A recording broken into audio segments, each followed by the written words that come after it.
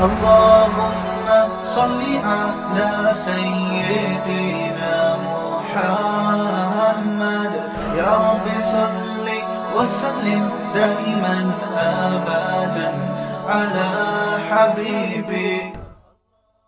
تو صحابہ تو بڑے زبردست تھے بھائی, بڑے زیرک, بہت ہوشیار, بہت ذہین, بہت فتین, چالاکیوں کو سمجھا کرتے تھے اور یہ جانتے تھے کہاں غصہ کرنا ہے, کہاں نرمی سے پیش آنا ہے, کس سے تمیز سے بات کرنی ہے, کس سے ایٹیٹیوڈ تھوڑا سا کیا کرنا ہے, بولو بھائی, چینج کرنا ہے, کون منافقت کر رہا ہے اور کون ایسا ہے جس کو فی الحال جو ہے نا اس کی دشمنی کو تھوڑا ملتوی کرنا ہے, ابھی اسے لڑنا نہیں ہے ابھی اس سے.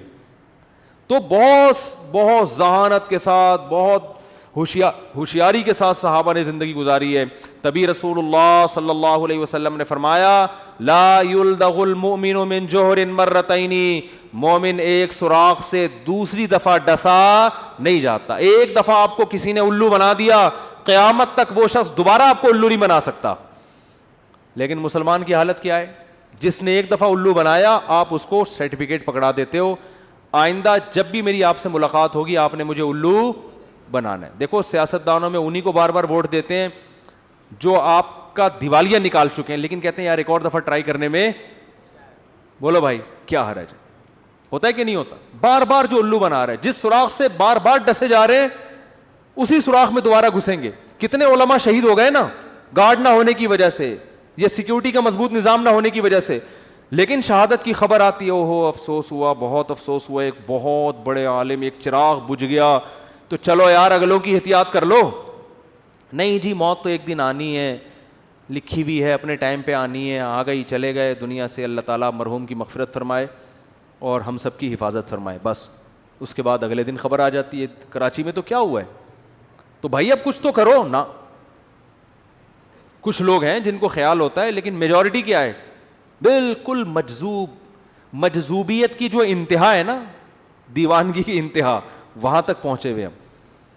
تو بچوں کی نگرانی نہیں ہو رہی, بچے کہاں بیٹھ رہا ہے, آپ کا بیٹا کہاں جا رہا ہے, اسکول میں کیا کر رہا ہے, کون اس کا کلاس فیلو ہے. ایسا تو نہیں بچوں میں بچے کا کوئی کلاس فیلو اس کو موبائل میں فحش فلمیں دکھا رہا ہو, کوئی ہوش نہیں ہے. آپ اسکول میں پوچھو اپنے ٹیچروں سے جا کے, اسکول کے پرنسپل سے جا کے, بھائی موبائل الاؤ ہے, اگر الاؤ ہے تو اس کی کیا نگرانی ہوتی ہے, کوئی پوچھنے والا نہیں ہے. جب بچہ بگڑتا ہے ماں باپ پریشان ہوتے ہیں, یار ہم تو اتنی دعائیں کر رہے ہیں, راتوں میں اٹھ کے چیخ کے رو رہے ہیں, اللہ میرے بچے کو نیک بنا دے, بن نہیں رہا, دعائیں تو قبول ہوتی نہیں ہیں. بھائی آپ نے کبھی صبح ناشتے میں یہ کیا کہ آج میں نے رو کے دعائیں کری ہیں, اللہ میرا کھانا کھائے بغیر ویسے ہی پیٹ بھر دے, پیٹ تو بھر ہی نہیں رہا, دعائیں تو قبول ہی نہیں ہو رہی. اللہ کہے گا کس نے منع کیا ہے, روٹی آٹا ڈال گوند کھا, کس نے پابندی لگائی ہے, تیرا پیٹ میں بھروں گا. تو بھائی بچے کی تربیت کا انتظام تو کر لو, پھر دعائیں بھی قبول ہوں گی, دعاؤں کی برکت سے اور پروازوں پر جائے گا انشاءاللہ. کچھ تھوڑی بہت کوتاہی رہ گئی ہوگی, اللہ اس کی تلافی کر دے گا.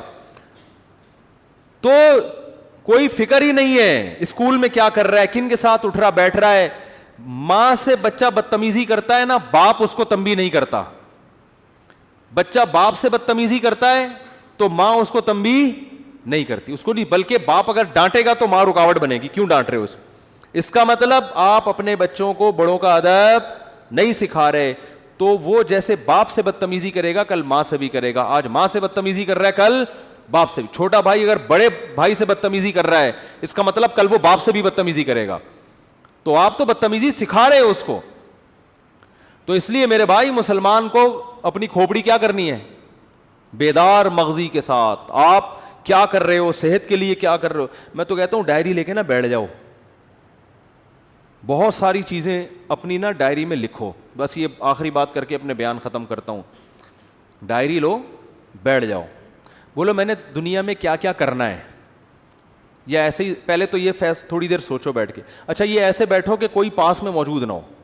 کنواروں لوگوں کے لیے تو بہت ہی آسان ہے یہ, شادی شدہ لوگوں کے لیے تھوڑا سا مشکل ہوگا, کیونکہ جب آپ بیٹھو گے نا ڈائری لے کر بیگم نہیں بیٹھنے نہیں دے گی.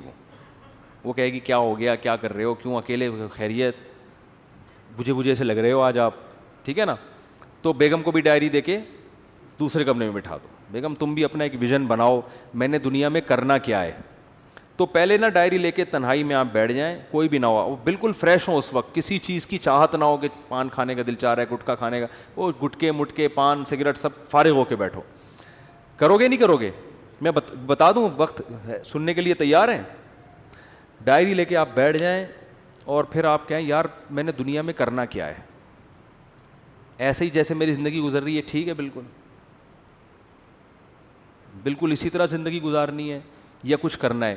تو آپ کو بہت سارے شعبے نظر آئیں گے جس میں آپ کو سرسری غور سے معلوم ہوگا کہ یار ان شعبوں میں مجھے آگے بولو بھائی بڑھنا ہے. کچھ تو کامن چیزیں وہ میں جو سب کے لیے وہ میں بتا دیتا ہوں, کچھ چیزیں تو آپ کی پرسنل ہوں گی, یار میں نے یہ بھی کرنا ہے, وہ میں نہیں, وہ تو آپ خود سوچو گے. کچھ چیزیں تو ایسی ہیں جو دنیا میں ہر پاگل سے پاگل آدمی کہتا ہے کہ یہ تو سب نے کرنا ہی ہے. ان میں سب سے پہلی چیز ہے صحت. ویسے تو سب سے پہلی چیز ہے اسلام, اللہ کے لیے کیا کیا, لیکن میں صحت کو اس لیے پہلے نمبر پہ کہ اسلام پر عمل بھی صحت کے بغیر ممکن, کیونکہ جب بیمار ہو گئے نا تو وہ کچھ بھی نہیں کر سکو گے پھر.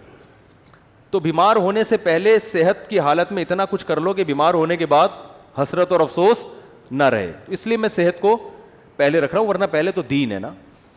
تو سب سے پہلے آپ لکھو کہ بھائی صحت کے حوالے سے میری مستقبل میں کیا پالیسی ہے, جس طرح سے پھوڑ رہا ہوں یہی پھوڑتا رہوں, جو مرضی دعوت پہ بلا لے چلا جاؤں, جتنے مرضی کوفتے کھلا دے کھا جاؤں, صبح پراٹھے پھوڑ رہا ہوں, صبح 11 بجے سو کے اٹھ رہا ہوں میں, ٹھیک ہے نا, اور پھر آفس لیٹ پہنچ رہا ہوں, اور پھر وہاں بھی وہ کیک رس چائے میں ڈبو کے کھا رہا ہوں, پھر شام کو سموسے بھی کھا رہا ہوں, پھر دوپہر بھی کھانا کھا لیا, پھر اس کے بعد سگریٹ بھی پی لی, پھر چائے بھی پھوڑ دی. اگر یہی بالکل مناسب ہے تو ٹھیک ہے, اور اگر یہ مناسب نہیں ہے تو مجھے اپنی صحت کے لیے اب کیا بولو نا کیا کرنا ہے؟ صرف دعاؤں پہ کام چلانا ہے یا وظیفوں پہ کام چلانا ہے یا اس صحت کے لیے کچھ کرنا بھی ہے؟ ہمارے نبی صلی اللہ علیہ وسلم کی صحت تو بہت اچھی تھی. آپ نے تو حضرت رکانہ کو جو مشہور پہلوان تھے ان کو کیا کر دیا؟ پچھاڑ دیا. آپ تو گھڑ سوار تھے, میدان جنگ میں سب سے آگے آپ صلی اللہ علیہ وسلم ہوا کرتے تھے. تو یار میں کیا, اگر آج اسلام کو ضرورت ہوئی یا کسی مظلوم یا کسی ظالم کے خلاف لڑنا ہوا تو میں پتلی گلی سے بھاگوں گا یا وہاں کھڑا رہوں گا؟ ہمارے مفتی طارق مسعود صاحب کے بیانات سننے کے لیے youtube.com/مفتی طارق مسعود کو سبسکرائب کریں, اور اگر آپ لائیو ویڈیو کو کبھی بھی مس نہیں کرنا چاہتے ہیں تو سبسکرائب کرنے کے بعد بیل آئیکن پہ کلک کرنا مت بھولیں. جزاک اللہ.